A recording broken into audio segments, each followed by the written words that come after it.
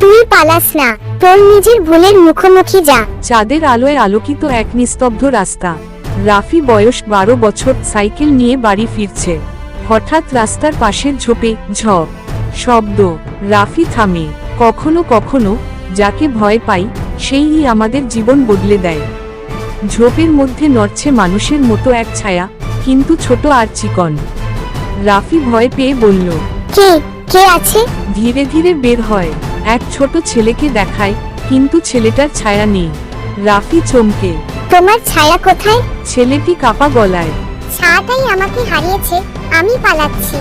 দুজন লুকিয়ে পড়ে বন্ধ স্কুলের ভেতর। বাইরে আবার সেই অদ্ভুত দীর্ঘ ছায়া ঘুরে বেড়াচ্ছে। রাফি, ওটা কি? ছেলেটি, আমার ছায়া, কিন্তু এখন ও আমার নয়, ওটা আমাকে ছাড়িয়ে গেছে। রাফি ভয় পায়, তবুও বলল, আমি আছি, ভয় পাস না। ছায়াটা জানালা দিয়ে তাকিয়ে থাকে। তার চোখ নেই, মুখ নেই, তবুও ওটা যেন রাগী। ছেলেটি ব্যাখ্যা করে, আমি সবসময় মিথ্যা বলতাম, দুষ্টামি করতাম। একদিন আমার ছায়া রেগে যায়, আর আমার থেকে আলাদা হয়ে যায়।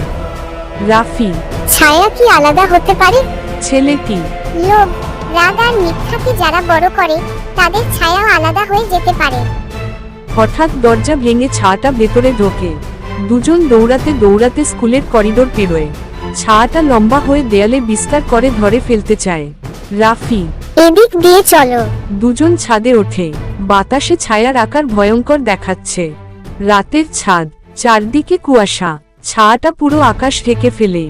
রাফি চিৎকার করে, তুই পালাস না, তোর নিজের ভুলের মুখোমুখি যা। ছেলেটি কাঁদতে কাঁদতে বলল, আমি আর মিথ্যা বলবো না, কাউকে কষ্ট দেব না, দয়া করে ফিরে আয়। ছায়াটা থামে, ধীরে ধীরে ছোট হতে থাকে, আর শেষে আবার ছেলেটার পায়ের নিচে জায়গা নেয়। ভোরের আলো উঠছে, ছেলেটার মুখে শান্তি। সে রাফিকে বলল, ধন্যবাদ, সাহস না পেলে ছায়া ফিরে আসতো না। রাফি হাসে। যে নিজের ভুল মানতে পারে, তার ছায়া কখনো হারায় না। মানুষের ভয় তার ছায়া নয়, ভয় হলো সেই ভুল যেটা সে ঠিক করতে চায় না।